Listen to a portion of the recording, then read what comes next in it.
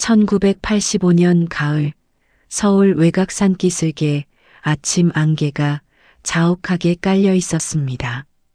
공동묘지 한 자락에 검은 상복 대신 소박한 면 한복을 입은 12살 소녀가 무릎을 꿇고 있었어요. 석 달 전 세상을 떠난 할머니의 산소 앞이었죠. 소녀의 이름은 김지은이었습니다.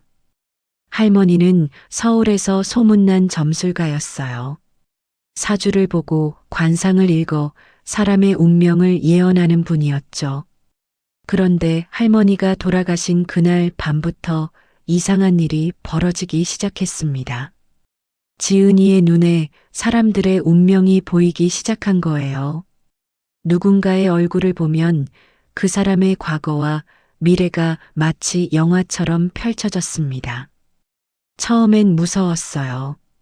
하지만 이제는 이 능력이 할머니가 남긴 마지막 유산이라는 걸 알았습니다. 이 이야기가 마음에 드신다면 어디서 듣고 계신지 소중한 댓글 남겨주세요. 아직 구독 안 하셨다면 구독과 좋아요 한 번씩 부탁드립니다. 여러분의 관심이 더 좋은 이야기를 만드는 힘이 됩니다. 지은이가 향을 피우며 할머니께 기도를 올리고 있을 때였습니다. 산 아래 비포장도로로 검은색 승용차 한 대가 올라오고 있었어요. 1985년 당시만 해도 흔치 않았던 외제차, 그것도 벤츠였죠. 묘지를 찾는 차치고는 너무나 화려했습니다. 차 문이 열리자 회색 양복을 입은 60대 남자가 위험 있는 모습으로 내렸습니다. 반백의 머리를 단정하게 넘긴 그는 서 있는 것만으로도 범상치 않은 기운이 느껴졌어요. 뒤따라 검은 양복의 비서 2명이 내렸고 그들 손에는 과일 상자와 두툼한 봉투가 들려 있었습니다. 지은이는 할머니 산소 뒤로 살며시 몸을 숨겼어요. 낯선 사람들이었지만 왠지 모를 불안감이 엄습했습니다. 특히 맨 앞에서 걸어오는 회색 양복 남자를 보는 순간 지은이의 눈동자가 기묘하게 빛나기 시작했어요. 할머니에게 물려받은 그 능력이 저절로 발동한 겁니다. 남자의 얼굴에서 뭔가가 보이기 시작했어요. 이마에서 시작해 눈, 코, 입으로 내려가는 동안 그 사람의 운명이 주마등처럼 스쳐 지나갔습니다. 엄청난 부와 권력, 그리고 곧 닥쳐올 거대한 위기가 보였어요. 무엇보다 놀라운 건 남자의 눈썹 끝에서 감지되는 검은 기운이었습니다. 배신의 기운이었어요. 남자는 할머니 산소 앞에 무릎을 꿇고 정중하게 절을 올렸습니다. 그의 목소리는 위압적인 외모와 달리 떨리고 있었어요. 진심 어린 슬픔이 묻어났죠.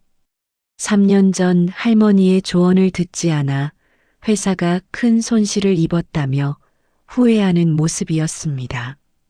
지은이는 그 모습을 지켜보다가 용기를 내어 산소 뒤에서 걸어 나왔어요. 남자가 깜짝 놀라 뒤를 돌아보았습니다. 경계하는 비서들을 손으로 제지한 남자는 지은이를 차분히 바라보았죠. 지은이는 할머니의 손녀라고 밝혔습니다.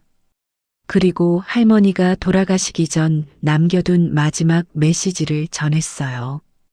회색 양복을 입은 사람이 오면 꼭 경고하라고 하셨다는 것, 그 사람에게 큰 고비가 다가오고 있다는 것, 가리고 그 위기는 밖이 아니라 가장 가까운 곳에서 온다는 것을요. 남자의 얼굴이 굳어졌습니다.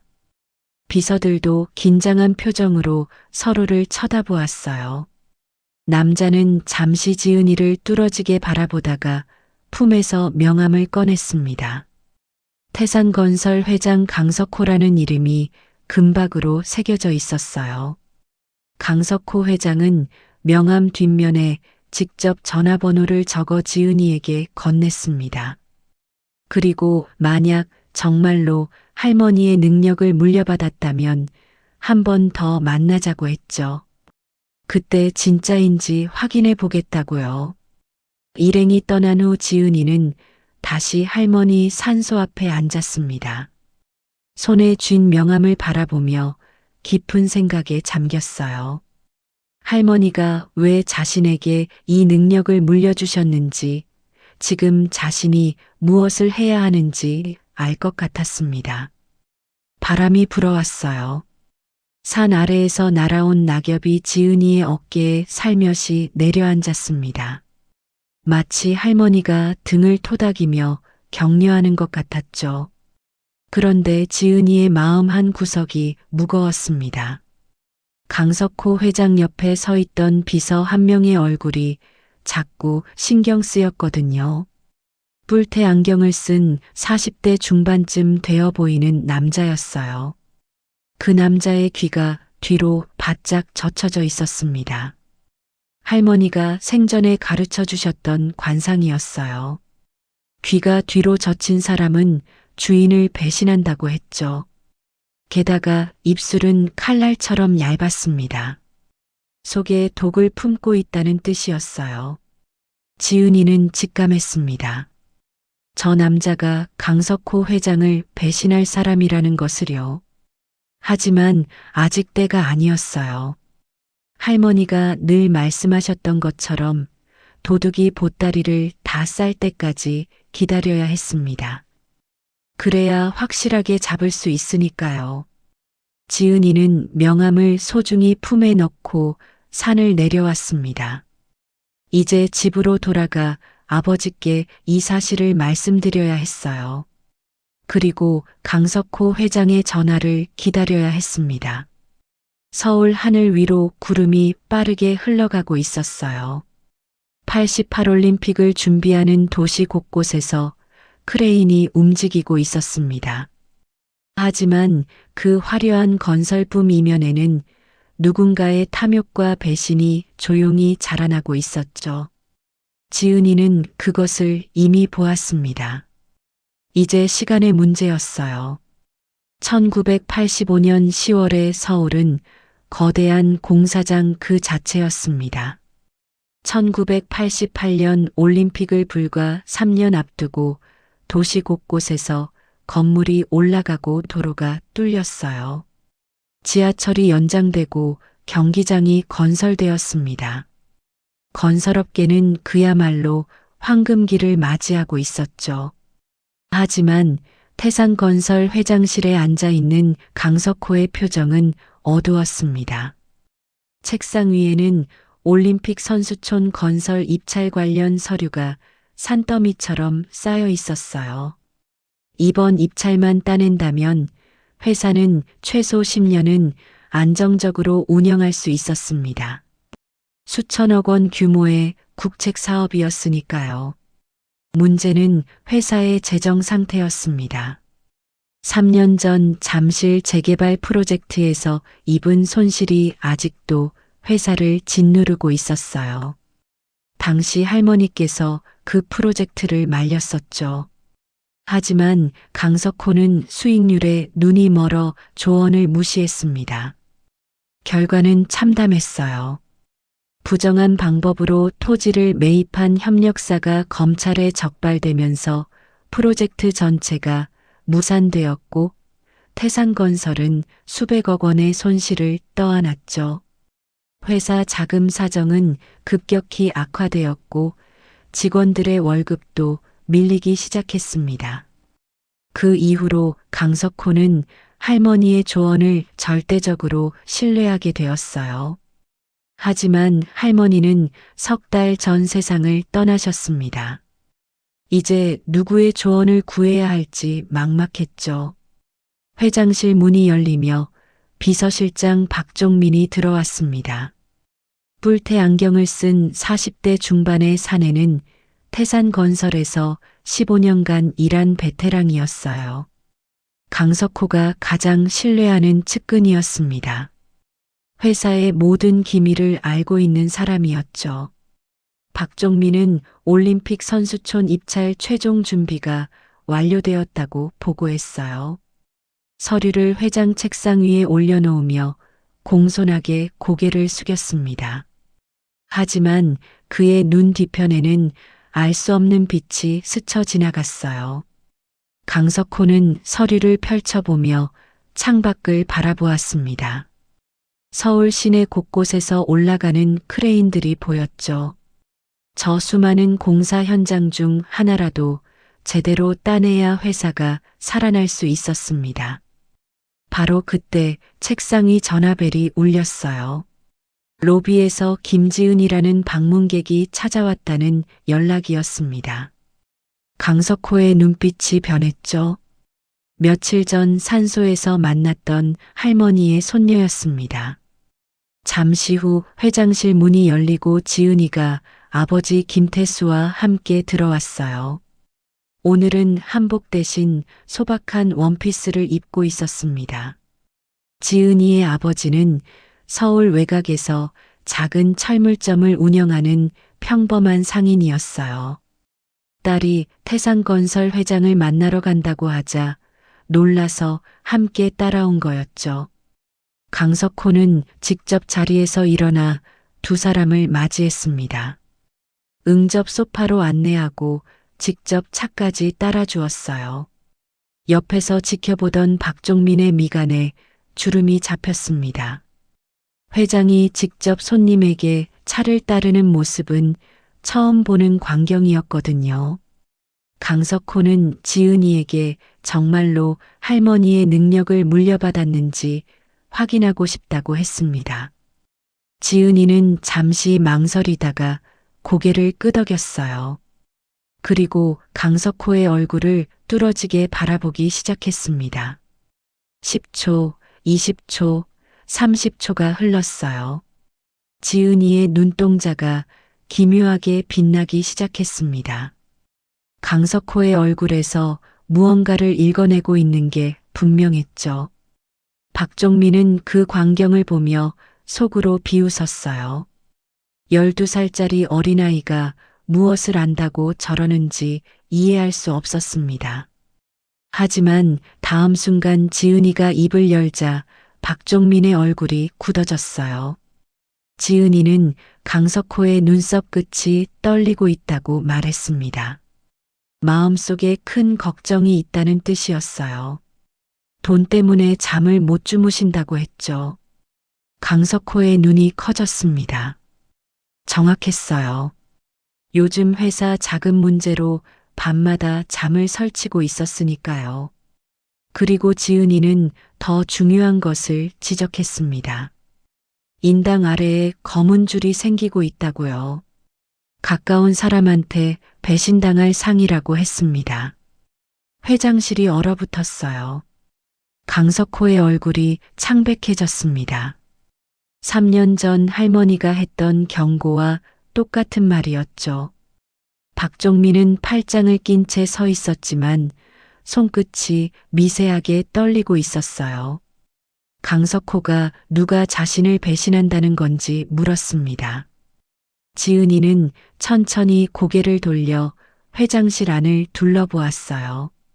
그리고 박종민의 얼굴에 시선이 멈췄습니다. 박종민과 눈이 마주치는 순간 지은이의 눈동자가 다시 한번 빛났어요.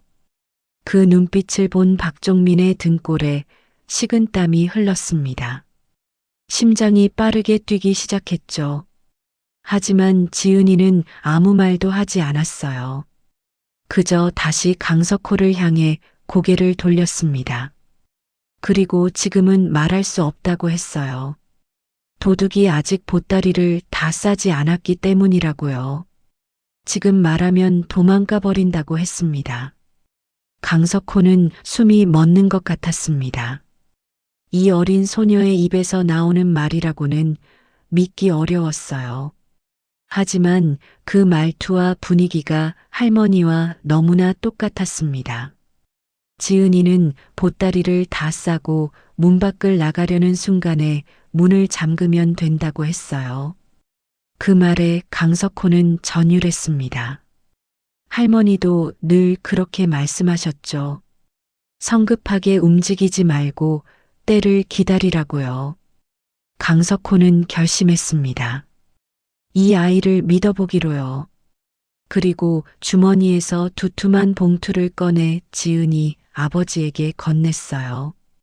할머니께 마지막으로 드리지 못한 사례금이라고 했습니다.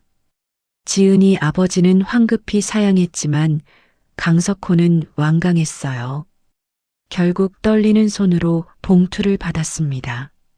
나중에 확인해 보니 500만 원이 들어 있었어요. 1985년 당시로는 엄청난 거금이었죠. 지은이 부녀가 돌아간 후 박종민은 조심스럽게 입을 열었습니다. 회장이 정말 저 어린아이의 말을 믿느냐고 물었어요. 강석호는 창밖을 바라보며 대답했습니다. 할머니의 예언은 단 한 번도 빗나간 적이 없었다고요. 박종민은 더 이상 말하지 않았습니다.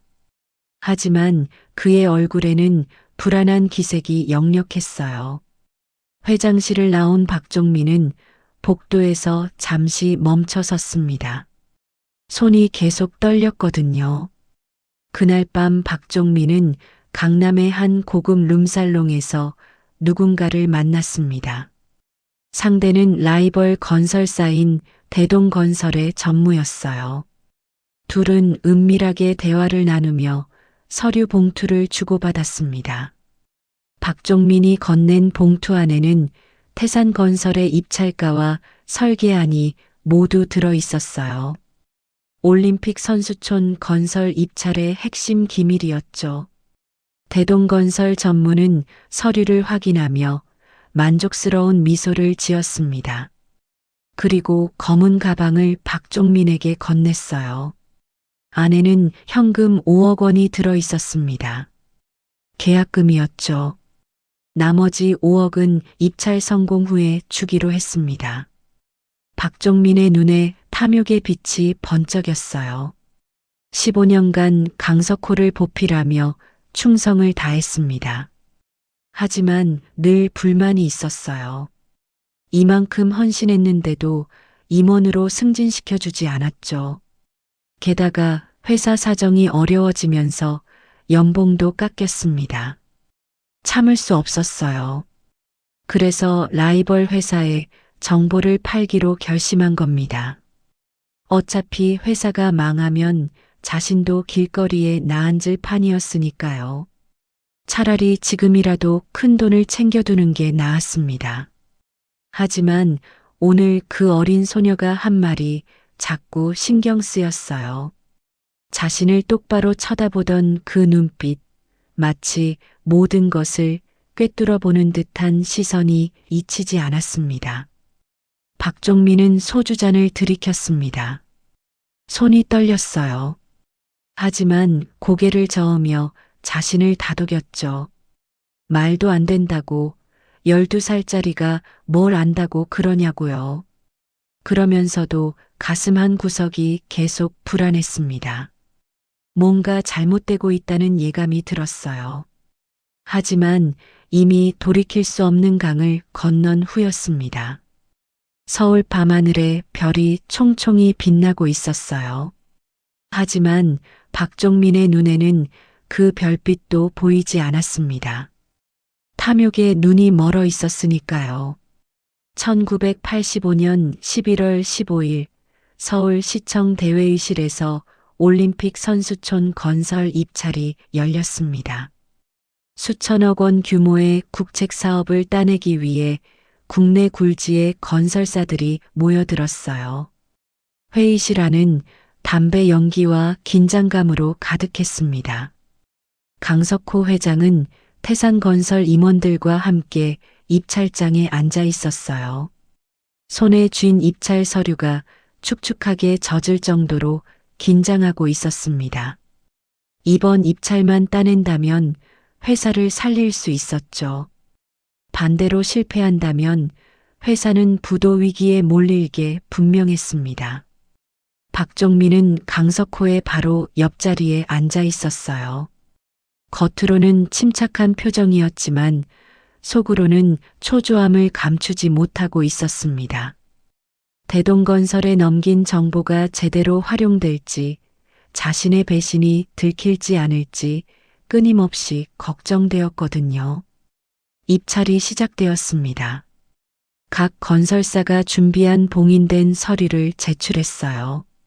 심사위원들이 하나하나 개봉하며 가격과 설계안을 검토하기 시작했습니다. 시간이 흘렀습니다.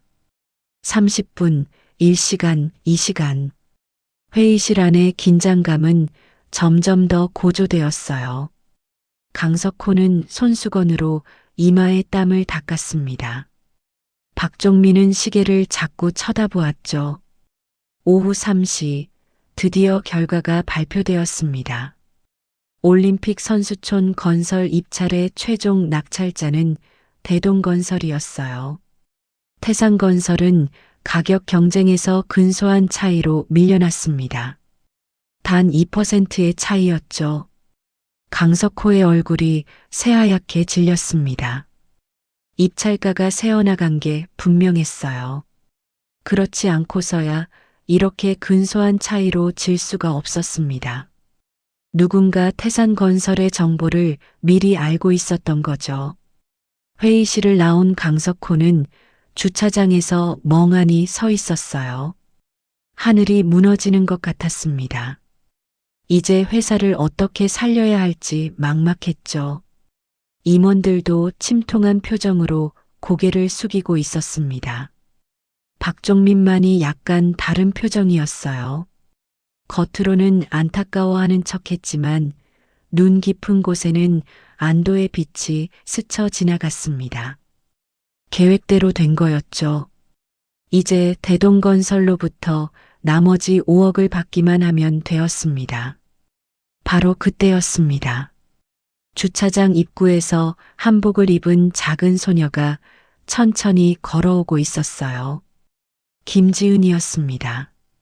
아버지 손을 잡고 강석호를 향해 다가왔죠. 강석호가 고개를 들었습니다. 지은이의 맑은 눈동자가 자신을 바라보고 있었어요. 그 눈빛에는 이미 모든 것을 알고 있다는 듯한 깊이가 담겨 있었습니다. 지은이는 강석호 앞에 섰습니다. 그리고 작은 목소리로 말했어요. 회장님께서 입찰에서 지신 건 우연이 아니라고요. 누군가 일부러 그렇게 만들었다고 했습니다. 강석호의 눈빛이 변했어요. 지은이는 계속해서 말을 이었습니다. 도둑이 이제 보따리를 거의 다 쌌다고요. 곧 집을 떠나려 할 거라고 했죠. 그때가 바로 문을 잠글 때라고 했습니다. 강석호는 지은이를 뚫어지게 바라보았어요. 그리고 조용히 물었습니다. 언제냐고, 언제 문을 잠가야 하냐고요. 지은이는 박종민을 향해 고개를 돌렸습니다. 그리고 그를 물끄러미 바라보았어요. 박종민의 얼굴이 굳어졌습니다. 심장이 미친 듯이 뛰기 시작했죠. 지은이가 다시 강석호를 보며 말했습니다. 오늘 밤이라고요. 오늘 밤 도둑이 마지막 보따리를 챙기러 갈 거라고 했습니다. 강석호는 천천히 고개를 끄덕였어요.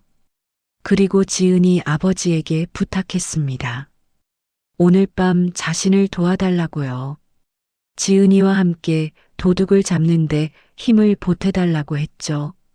지은이 아버지는 당황했지만 결국 고개를 끄덕였습니다. 강석호 회장이 그동안 보여준 은혜를 생각하면 거절할 수 없었어요. 일행이 흩어진 후 박종민은 차에 올라타자마자 식은땀을 흘렸습니다. 온몸이 떨렸어요. 저 어린아이가 정말로 모든 것을 알고 있는 것 같았습니다. 하지만 아직 증거는 없을 거라고 자신을 위로했죠. 박종민은 핸드폰을 꺼내 대동건설 전무에게 전화를 걸었습니다. 오늘 밤 약속대로 나머지 돈을 받기로 했거든요. 장소는 강남의 한 호텔 커피숍이었어요. 저녁 9시 박종민은 호텔 커피숍에 도착했습니다. 구석 자리에 대동건설 전무가 기다리고 있었어요. 옆에는 검은 가방이 놓여 있었습니다.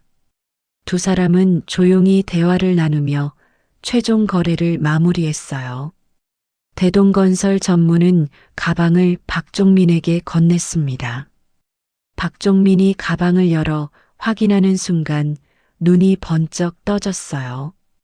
깔끔하게 정리된 현금 5억 원이 들어 있었습니다. 박종민의 입가에 만족스러운 미소가 번졌어요. 이제 총 10억을 손에 넣은 겁니다. 이 돈이면 해외로 도피해서 새로운 인생을 시작할 수 있었죠. 하지만 박종민은 몰랐습니다. 커피숍 창 밖에서 누군가 자신을 지켜보고 있다는 것을요.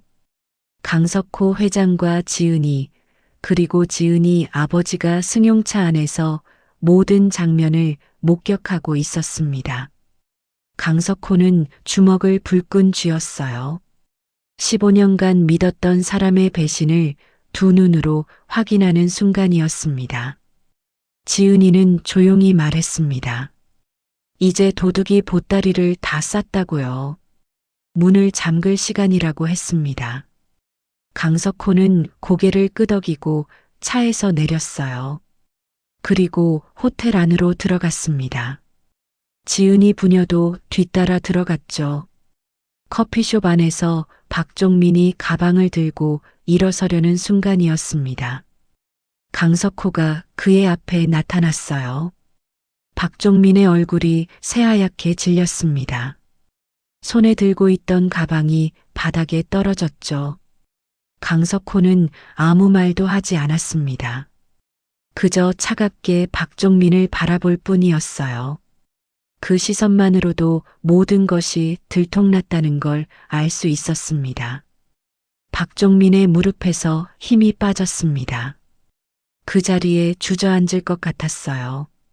대동건설 전무는 황급히 자리에서 일어나 뒷문으로 도망치려 했습니다. 하지만 그곳에는 이미 경찰들이 대기하고 있었어요. 강석호가 미리 신고해 둔 것이었습니다. 경찰들이 두 사람에게 수갑을 채웠죠. 박종민은 강석호를 올려다보았습니다. 그의 눈에는 후회와 절망이 가득했어요. 15년간 함께한 세월이 주마등처럼 스쳐 지나갔습니다. 하지만 이미 늦었죠. 강석호는 돌아서서 커피숍을 나왔습니다. 밖에서 기다리고 있던 지은이가 그를 바라보았어요. 강석호는 지은이 앞에 무릎을 꿇었습니다. 그리고 깊이 고개를 숙였어요. 감사하다고, 정말 고맙다고 했습니다. 지은이가 아니었다면 회사는 완전히 무너졌을 거라고 했죠. 지은이는 강석호의 손을 잡아 일으켰습니다. 그리고 조용히 말했어요. 이제 회장님 얼굴에서 검은 기운이 사라졌다고요. 앞으로는 좋은 일만 있을 거라고 했습니다. 강석호의 눈에서 눈물이 흘러내렸습니다. 70평생 이렇게 따뜻한 위로를 받아본 적이 없었어요. 서울의 밤하늘에 별이 빛나고 있었습니다. 긴 악몽이 끝나고 새로운 시작이 열리는 순간이었죠. 박종민의 배신 사건이 언론에 보도되었습니다. 88올림픽 선수촌 건설 입찰 비리 사건으로 대서특필되었어요. 대동건설은 입찰 자격이 박탈되었고 재입찰이 공고되었습니다. 강석호는 즉시 재입찰 준비에 들어갔어요. 이번에는 완벽하게 준비했습니다. 그리고 한 달 후 열린 재입찰에서 태산건설이 당당히 낙찰을 받았죠. 수천억 원 규모의 프로젝트였습니다. 회사는 살아났어요. 아니, 살아난 정도가 아니라 새로운 전성기를 맞이하게 되었습니다. 직원들의 밀린 월급이 지급되었고 새로운 인력이 충원되었어요. 태산건설은 다시 한번 서울의 주요 건설사로 자리매김했습니다. 강석호는 모든 것이 지은이 덕분이라는 걸 잘 알고 있었어요. 그래서 어느 날 저녁 직접 지은이네 집을 찾아갔습니다. 서울 외곽의 작은 집이었어요. 철물점 위에 있는 2층 단칸방이었습니다. 강석호는 그 좁은 계단을 올라가며 가슴이 뭉클했어요. 이렇게 어려운 환경에서도 지은이는 그 신비한 능력을 순수하게 지키고 있었습니다. 문을 열고 들어간 강석호는 낡은 방바닥에 무릎을 꿇었어요. 그리고 지은이 아버지에게 깊이 절을 올렸습니다. 지은이 아버지는 깜짝 놀라 강석호를 일으키려 했지만 강석호는 고개를 숙인 채 움직이지 않았어요. 강석호는 말했습니다. 지은이가 아니었다면 자신의 인생은 끝났을 거라고요.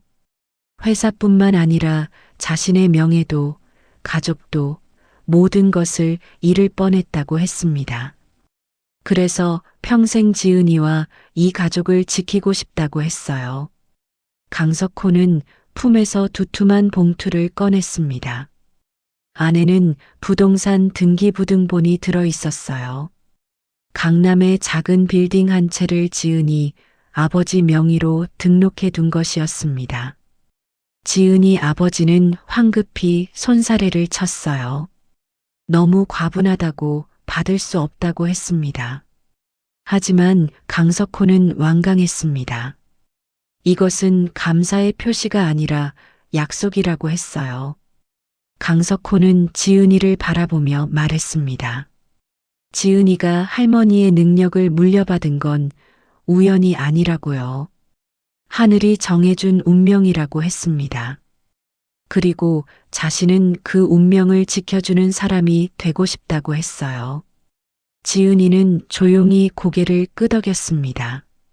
그리고 강석호에게 부탁했어요. 자신이 공부를 계속할 수 있게 도와달라고요.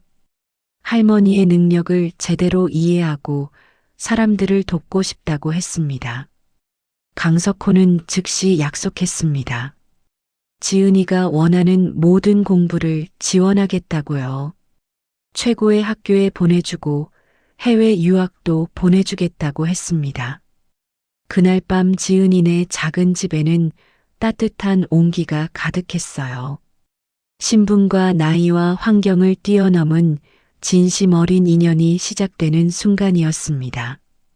강석호는 집으로 돌아가는 차 안에서 창밖을 바라보았어요. 서울의 밤거리가 네온 사인으로 반짝이고 있었습니다. 88올림픽을 준비하는 도시는 활기차게 움직이고 있었죠. 강석호는 깨달았습니다. 돈과 권력만으로는 인생을 지킬 수 없다는 것을요. 진정으로 중요한 건 사람이었어요. 믿을 수 있는 사람, 진심으로 도와주는 사람, 그런 사람이 곁에 있어야 비로소 안전할 수 있었습니다. 그리고 지은이는 바로 그런 사람이었어요. 12살밖에 안 된 어린 소녀였지만 그 누구보다 맑은 마음으로 진실을 볼 줄 아는 사람이었습니다.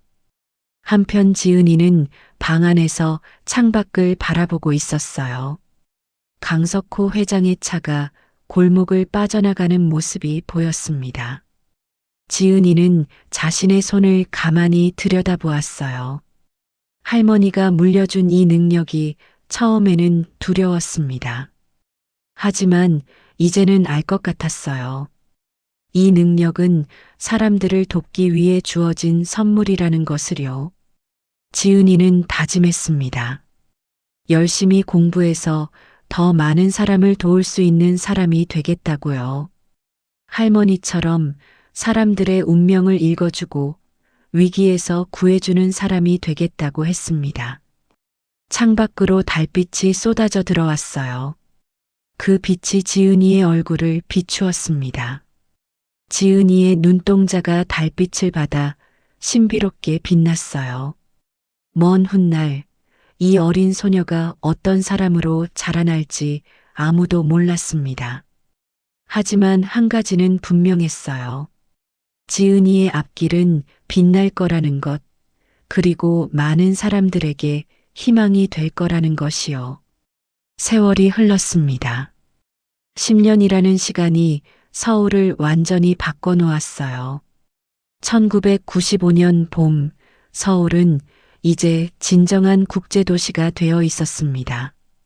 88올림픽이 성공적으로 끝난 후 경제는 급성장했어요.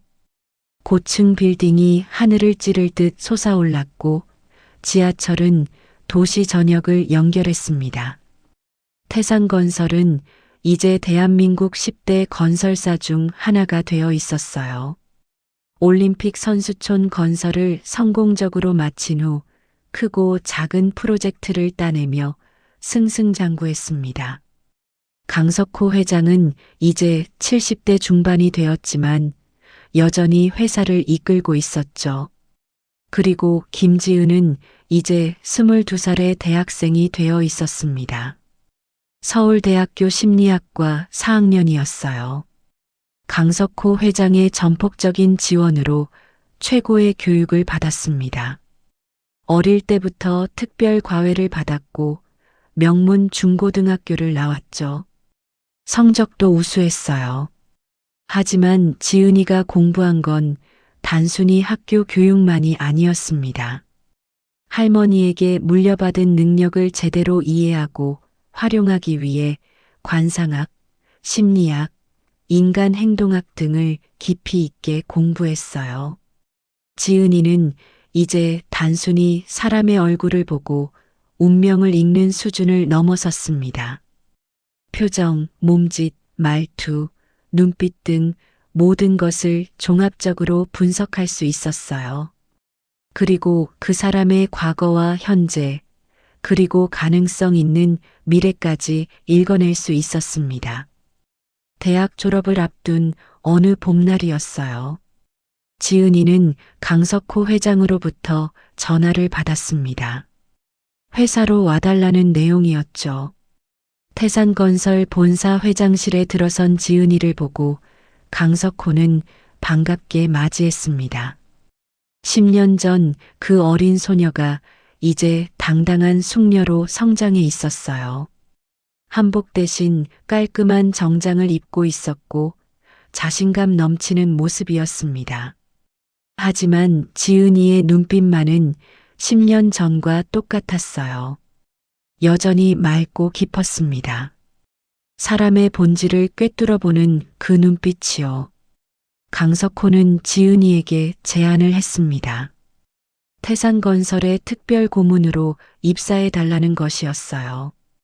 공식적으로는 경영 컨설턴트라는 직함을 달고 실제로는 회사의 중요한 의사결정에 조언을 해달라는 내용이었습니다. 지은이는 잠시 고민했어요. 졸업 후 대학원에 진학할 계획이었거든요. 하지만 강석호 회장의 간곡한 부탁을 거절할 수 없었습니다. 그동안 받은 은혜가 너무나 컸으니까요. 결국 지은이는 제안을 받아들였습니다.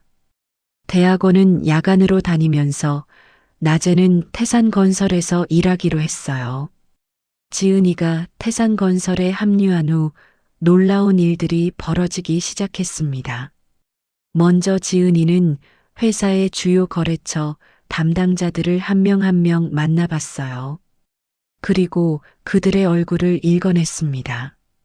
누가 신뢰할 수 있는 사람인지, 누가 위험한 사람인지 파악했죠. 그 결과 몇몇 거래처와의 계약이 취소되었어요. 겉으로는 멀쩡해 보였지만 내부적으로 부정을 저지르고 있던 회사들이었습니다. 지은이의 조언대로 계약을 끊은 지 몇 달 후 그 회사들은 모두 비리가 드러나 망했어요. 또한 지은이는 회사 내부 임원들도 살폈습니다. 누가 회사에 충성하는 사람인지, 누가 개인적인 욕심만 채우는 사람인지 구분했어요. 그 결과 몇몇 임원들이 조용히 정리되었고 새로운 인재들이 충원되었습니다. 태상건설은 다시 한번 도약했어요. 불필요한 리스크를 제거하고 신뢰할 수 있는 사람들로 조직을 재편한 결과였습니다. 회사의 매출은 급증했고 직원들의 사기도 높아졌죠. 강석호는 감탄했습니다. 지은이의 능력은 10년 전보다 훨씬 더 정교하고 강력해져 있었어요. 이제는 단순히 위기를 막는 수준이 아니라 기회를 만들어내는 수준이었습니다. 어느 날 저녁 강석호는 지은이를 저녁 식사에 초대했어요. 고급 한정식 집이었습니다. 두 사람은 조용히 식사를 하며 지난 10년을 회상했습니다. 강석호는 말했어요. 10년 전 산소에서 지은이를 만난 게 자신의 인생에서 가장 큰 행운이었다고요. 지은이가 아니었다면 회사도 자신의 인생도 모두 무너졌을 거라고 했습니다. 지은이는 고개를 저었습니다. 오히려 자신이 감사하다고 했어요. 회장님 덕분에 공부도 하고 능력도 키울 수 있었다고 했습니다. 그리고 이제는 더 많은 사람을 도울 수 있게 되었다고 했죠. 강석호는 지은이를 바라보며 물었습니다. 지금 자신의 얼굴은 어떠냐고요? 10년 전처럼 위험한 기운이 보이느냐고 물었어요. 지은이는 강석호의 얼굴을 천천히 살폈습니다. 그리고 미소를 지으며 말했어요. 회장님 얼굴에는 이제 평화의 기운이 가득하다고요. 좋은 사람들에게 둘러싸여 있고 앞으로도 안정적으로 살아갈 거라고 했습니다. 하지만 한 가지 걱정되는 게 있다고 덧붙였어요. 건강에 조금 신경을 써야 한다고 했습니다. 특히 심장 쪽을요. 강석호는 고개를 끄덕였습니다. 사실 요즘 가끔 가슴이 답답한 느낌이 있었거든요. 지은이의 조언대로 병원에 가서 정밀 검사를 받기로 했어요. 검사 결과 초기 심장 질환이 발견되었습니다. 하지만 일찍 발견했기 때문에 치료가 가능했어요. 강석호는 즉시 치료를 받았고 건강을 회복했습니다. 또다시 지은이가 자신의 생명을 구한 겁니다. 강석호는 감격했어요.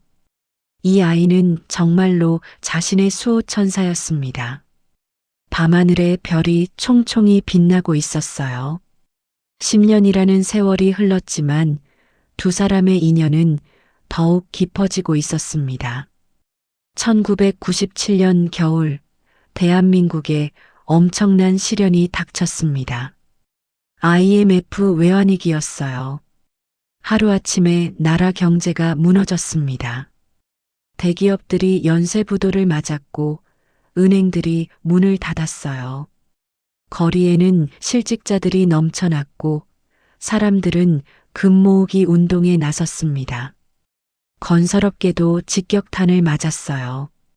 프로젝트가 줄줄이 취소되었고 자금난에 허덕이는 회사들이 속출했습니다. 대기업조차 버티기 어려운 상황이었죠. 태상건설도 예외가 아니었습니다. 회사 자금이 급격히 악화되었어요. 진행 중이던 프로젝트에서 공사비가 나오지 않았고 협력업체들은 줄도산을 했습니다. 은행에서는 대출 연장을 거부했어요. 강석호 회장은 밤낮 없이 회사를 지키기 위해 동분서주했습니다. 이제 77세가 된 노구를 이끌고 은행을 찾아다니고 채권자들을 설득했어요. 하지만 상황은 나아지지 않았습니다. 어느 날 밤 회장실에서 강석호는 절망에 빠져 있었어요. 책상 위에는 수백억 원의 부채 내역서가 쌓여 있었습니다. 이대로 가면 회사는 한 달을 버티기 어려웠죠. 12년 전 박종민의 배신 때보다 더 큰 위기였습니다. 그때는 배신자 한 명만 제거하면 됐어요. 하지만 이번에는 나라 전체가 무너지고 있었습니다. 개인의 힘으로 어찌할 수 없는 거대한 파도였죠. 강석호는 창밖을 바라보았어요. 서울 시내가 어둠에 잠겨 있었습니다.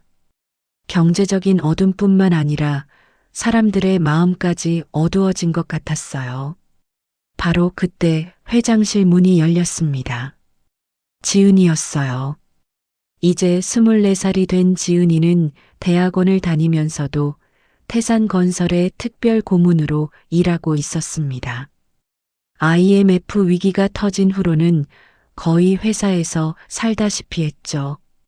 지은이는 강석호 곁에 앉았습니다. 그리고 회장의 얼굴을 찬찬히 살폈어요. 깊은 주름 사이로 피로와 절망이 역력했습니다. 하지만 그 안에는 아직 포기하지 않은 의지도 남아 있었어요. 지은이는 조용히 말했습니다. 회장님, 얼굴에서 아직 생명의 기운이 보인다고요. 이 위기를 넘길 수 있다고 했습니다. 강석호는 쓴웃음을 지었어요. 이번에는 능력으로도 어쩔 수 없는 상황 아니냐고 물었습니다. 나라 전체가 무너지는데 한 기업이 뭘 할 수 있겠느냐고요. 하지만 지은이는 고개를 저었습니다. 그리고 말했어요. 위기는 위험과 기회가 함께 온다고요. 지금 모두가 공포에 빠져 있을 때 냉정하게 판단하고 움직이는 사람이 살아남는다고 했습니다. 지은이는 지난 몇 주간 준비한 자료를 꺼냈어요. 태산건설이 살아남을 수 있는 구체적인 계획이었습니다. 첫째, 모든 불필요한 지출을 즉시 중단할 것. 둘째, 수익성 없는 프로젝트는 과감히 정리할 것. 셋째, 핵심 인재들만 남기고 감원을 단행할 것. 넷째, 현금을 최대한 확보할 것. 냉혹한 계획이었어요. 많은 직원들이 해고될 수밖에 없었습니다. 하지만 지은이는 단호했어요. 지금 동정심에 빠져 있으면 회사 전체가 무너진다고 했습니다. 그리고 한 가지 더 중요한 조언을 했습니다. 지금 부동산 가격이 폭락하고 있는데 오히려 이때가 기회라고요.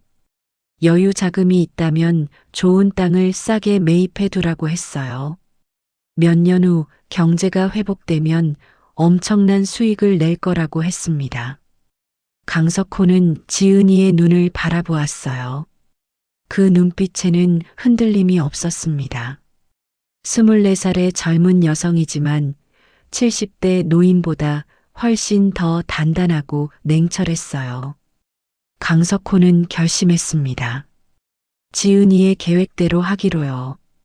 다음 날부터 태산건설은 급격한 구조조정에 들어갔습니다. 임원진 절반이 사임했고 직원 30%가 희망퇴직을 했어요. 진행 중이던 프로젝트 중 수익성 없는 것들은 모두 정리되었습니다. 눈물 없이는 볼 수 없는 광경이었어요. 수십 년간 회사를 지켜온 직원들이 짐을 싸서 나갔습니다. 강석호는 그들 한 명 한 명과 악수하며 사죄했어요. 가슴이 찢어지는 것 같았죠. 하지만 지은이는 강석호를 다독였습니다. 지금의 고통이 나중에 더 많은 사람을 살리는 길이라고요. 회사가 살아남아야 미래에 다시 그들을 고용할 수 있다고 했습니다. 구조조정이 끝난 후 태산건설은 최소 인원으로 운영되었어요. 하지만 오히려 효율성은 높아졌습니다. 남은 직원들은 모두 핵심 인재들이었고 위기의식으로 뭉쳐 있었죠. 그리고 지은이의 조언대로 강석호는 폭락한 부동산을 매입하기 시작했습니다. 서울 곳곳에 좋은 입지에 있는 땅들을 헐값에 살 수 있었어요. 다들 현금이 급해서 땅을 내놓고 있었거든요. 6개월이 지났습니다. 대부분의 건설사들이 무너졌어요. 하지만 태산건설은 살아남았습니다. 아니, 살아남은 정도가 아니라 오히려 더 탄탄해졌죠. 1998년 여름, 조금씩 경제가 회복되기 시작했어요. 그리고 2000년대 초반, 부동산 가격이 급등했습니다. 태산건설이 매입해둔 땅의 가치가 몇 배로 뛰었어요.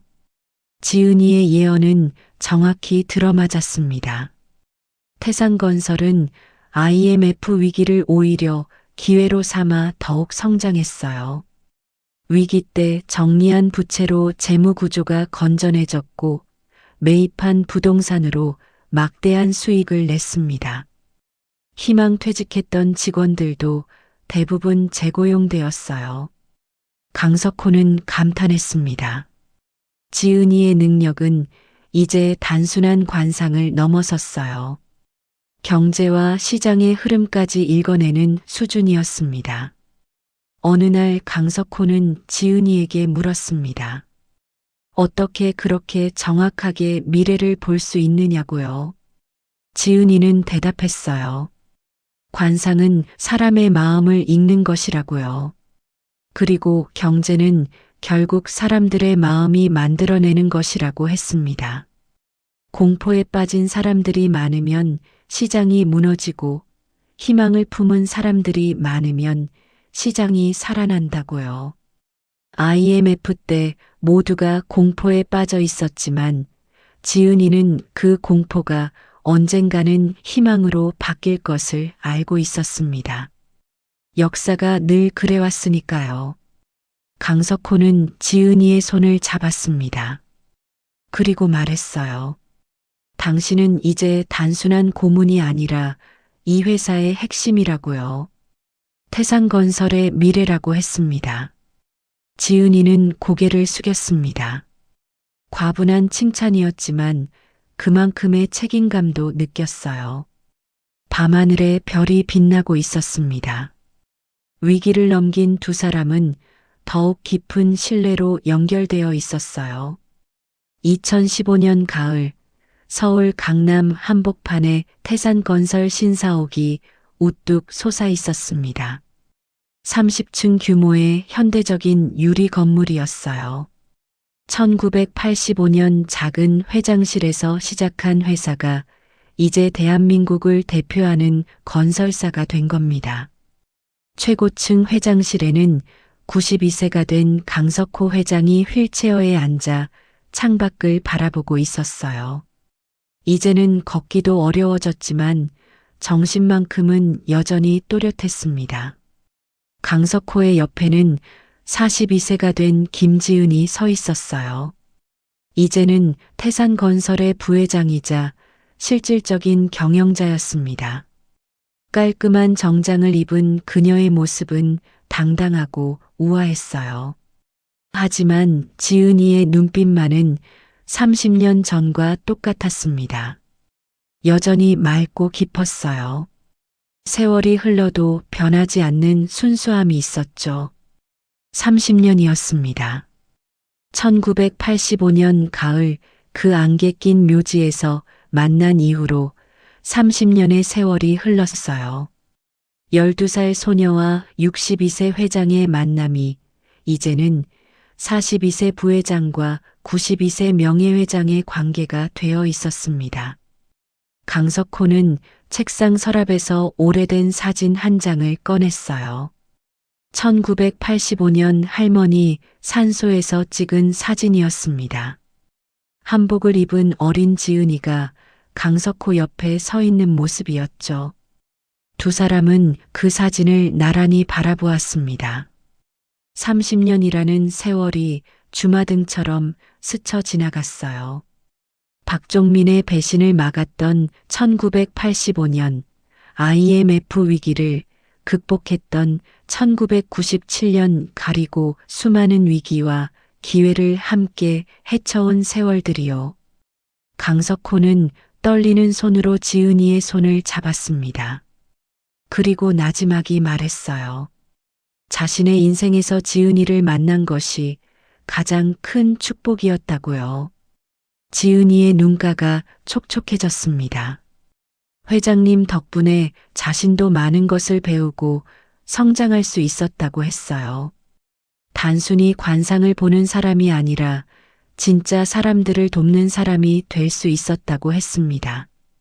강석호는 창밖을 바라보았어요. 서울 시내가 석양빛에 물들어 있었습니다. 1985년과는 비교할 수 없을 만큼 발전한 도시였죠.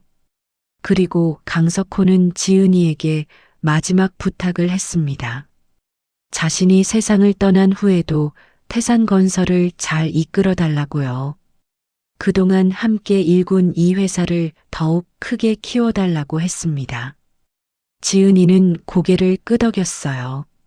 그리고 약속했습니다. 회장님의 뜻을 이어받아 정직하고 떳떳한 기업을 만들겠다고요. 강석호는 만족스러운 미소를 지었습니다. 이제 편안하게 눈을 감을 수 있을 것 같았어요. 그날 저녁 강석호는 지은이를 저녁 식사에 초대했습니다. 30년 전 처음 함께 식사했던 그 한정식 집이었어요. 세월이 흘러도 그 집은 여전히 그 자리에 있었습니다. 두 사람은 조용히 식사를 하며 지난 세월을 회상했어요. 수많은 위기와 기회, 기쁨과 슬픔을 함께 나눈 시간들이었습니다. 식사를 마치고 돌아가는 길에 강석호는 지은이에게 물었습니다. 지금 자신의 얼굴을 보면 무엇이 보이느냐고요.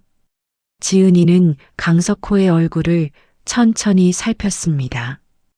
깊은 주름과 세월의 흔적이 역력했어요. 하지만 그 안에는 평화로운 빛이 가득했습니다. 지은이는 조용히 대답했어요. 회장님 얼굴에서 만족과 평화가 보인다고요.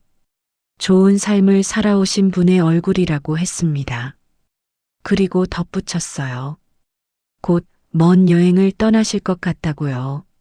하지만 두려워하지 않으셔도 된다고 했습니다. 회장님을 기다리는 분들이 저쪽에 많이 계신다고요. 강석호는 고개를 끄덕였습니다. 지은이의 말뜻을 알아차렸어요. 자신에게 남은 시간이 얼마 없다는 것을요. 하지만 두렵지 않았습니다. 92년의 긴 인생을 충분히 살았고 후회도 없었으니까요. 무엇보다 지은이라는 훌륭한 후계자를 남겨두고 가니 마음이 편했습니다. 차가 지은이네 집 앞에 도착했어요. 지은이가 차에서 내리려는 순간 강석호가 불렀습니다. 그리고 마지막으로 한마디를 했어요. 30년 전 12살 소녀가 자신의 인생을 구해줘서 정말 고맙다고요. 앞으로도 많은 사람들을 도와주는 멋진 사람이 되길 바란다고 했습니다. 지은이는 차 안으로 몸을 숙여 강석호를 껴안았습니다. 그리고 작은 목소리로 말했어요. 회장님이 자신의 인생에서 가장 소중한 스승이었다고요. 영원히 잊지 않겠다고 했습니다. 차가 떠나고 지은이는 그 자리에 한참 서 있었어요. 눈물이 볼을 타고 흘러내렸습니다. 30년의 인연이 이제 마지막을 향해 가고 있었습니다. 2016년 봄 강석호 명예회장이 조용히 눈을 감았습니다. 93세의 나이로 자택에서 평화롭게 임종을 맞이했어요. 고통도 없었고 두려움도 없었습니다. 사랑하는 사람들에게 둘러싸여 편안하게 마지막 순간을 보냈죠. 장례식은 사회장으로 치러졌습니다. 대한민국 건설업계의 거목이 세상을 떠났기 때문이었어요. 수천 명의 조문객이 찾아왔습니다. 대통령도 조문을 왔고 재계 인사들도 모두 모였죠. 하지만 가장 슬퍼한 사람은 단연 지은이었습니다. 지은이는 3일 내내 빈소를 지켰어요. 검은 상복을 입고 조문객들을 맞이하며 눈물을 흘렸습니다. 30년 넘게 함께한 스승이자 아버지 같은 분을 잃은 슬픔은 말로 표현할 수 없었어요. 장례를 마친 후 지은이는 강석호의 유언장을 받았습니다. 유언장에는 놀라운 내용이 담겨 있었어요. 강석호는 자신의 재산 중 상당 부분을 지은이에게 물려주었습니다. 태산건설 지분 30%, 그리고 개인 재산의 절반이었어요. 수천억 원의 가치였죠. 하지만 돈보다 더 소중한 것이 있었습니다. 유언장 마지막 페이지에 강석호가 직접 쓴 편지가 들어 있었어요. 편지에는 이렇게 적혀 있었습니다. 30년 전 안개 낀 묘지에서 당신을 만난 것은 내 인생 최고의 축복이었다고요. 12살 소녀의 맑은 눈이 93세 노인의 인생을 2번이나 구해주었다고요. 그 은혜를 평생 잊지 못할 거라고 했습니다. 그리고 부탁했어요. 앞으로도 많은 사람들에게 희망을 주는 사람이 되어달라고요. 당신의 능력은 단순히 돈을 벌기 위한 것이 아니라 사람을 구하기 위한 것이라고 했습니다. 마지막으로 감사하다는 말을 남겼어요. 당신 덕분에 행복한 인생을 살 수 있었다고, 편안하게 눈을 감을 수 있었다고요. 지은이는 편지를 읽으며 소리내어 울었습니다. 사무실에 혼자 남아 한참을 울었어요. 그리고 다짐했습니다. 강석호 회장의 뜻을 이어받아 더욱 많은 사람을 돕겠다고요. 태산건설을 정직하고 떳떳한 기업으로 만들겠다고 했습니다. 몇 달 후 지은이는 할머니와 강석호 회장의 산소를 찾았습니다. 30년 전 그 묘지는 이제 잘 정비된 공원묘지가 되어 있었어요. 1985년의 황량함은 사라지고 깔끔하게 조성되어 있었습니다. 하지만 장소는 여전히 그 자리였죠. 지은이는 먼저 할머니 산소 앞에 무릎을 꿇었어요. 그리고 향을 피우며 고했습니다. 할머니가 물려주신 능력을 잘 사용하고 있다고요. 많은 사람들을 도왔고 앞으로도 계속 그럴 거라고 했습니다. 그리고 몇 발자국 떨어진 곳에 있는 강석호 회장의 산소로 갔어요. 회장은 유언대로 할머니 산소 근처에 묻혔습니다. 30년 인연의 시작점 옆에서 영원히 쉬고 싶다고 했거든요. 지은이는 강석호 산소 앞에 앉아 한참을 말없이 있었습니다. 그리고 작은 목소리로 말했어요. 회장님 덕분에 여기까지 왔다고요. 12살 가난한 소녀가 이제 대기업 부회장이 되었다고요. 하지만 절대 교만하지 않겠다고, 늘 겸손하게 사람들을 도우며 살겠다고 약속했습니다. 바람이 불어왔어요. 산 아래에서 날아온 꽃잎이 지은이의 어깨에 내려앉았습니다.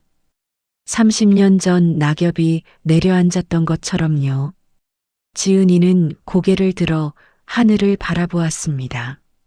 맑은 봄하늘에 구름이 천천히 흘러가고 있었어요. 그 구름이 어딘가에서 할머니와 강석호 회장이 자신을 지켜보고 있을 것 같았습니다. 그리고 웃으며 말하고 있을 거예요. 잘하고 있다고, 계속 그렇게 살아가라고요. 지은이는 자리에서 일어났습니다. 이제 돌아가야 할 시간이었어요. 회사에는 수많은 사람들이 기다리고 있었고 해야 할 일도 많았습니다. 산을 내려가는 지은이의 발걸음은 단단했어요. 슬픔을 딛고 다시 앞으로 나아가는 발걸음이었습니다. 2016년 봄, 서울은 다시 한번 새로운 계절을 맞이하고 있었어요. 도시 곳곳에서 벚꽃이 피어나고 있었습니다. 태산건설 본사 회장실에서 지은이는 창밖을 바라보았어요. 서울 시내가 한눈에 내려다 보였습니다. 1985년과는 비교할 수 없을 만큼 발전한 도시였죠. 그리고 그 도시를 만드는데 강석호 회장과 자신도 한몫했다는 자부심이 들었습니다. 지은이의 책상 위에는 새로운 프로젝트 서류들이 쌓여 있었어요. 저소득층을 위한 임대주택 건설 계획이었습니다. 수익보다는 사회적 가치를 우선하는 프로젝트였죠. 이것이 바로 강석호 회장이 원했던 방향이었어요. 돈만 벌기보다는 사람을 위하는 기업이요. 지은이는 서류에 승인 사인을 했습니다. 그리고 조용히 중얼거렸어요. 회장님, 잘 보고 계시죠? 제가 약속 지키고 있어요. 그때 비서가 들어와 알렸습니다. 새로운 프로젝트 관련 거래처 대표가 왔다고요. 지은이는 고개를 끄덕이며 손님을 드리라고 했어요. 그리고 책상 서랍에서 작은 사진 한 장을 꺼냈습니다.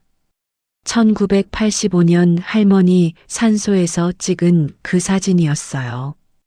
12살 지은이와 62세 강석호 회장이 함께 찍은 사진이요. 지은이는 그 사진을 바라보며 미소를 지었습니다. 그리고 다시 서랍에 소중히 넣었어요. 30년의 인연은 끝났지만 그 정신은 영원히 계속될 것이었습니다. 회의실 문이 열리고 거래처 대표가 들어왔어요. 지은이는 자리에서 일어나 악수를 청하며 그의 얼굴을 자연스럽게 살폈습니다. 여전히 지은이의 눈에는 사람의 본질이 보였어요. 이 사람이 신뢰할 수 있는 사람인지, 함께 일할 수 있는 사람인지 한눈에 알 수 있었습니다.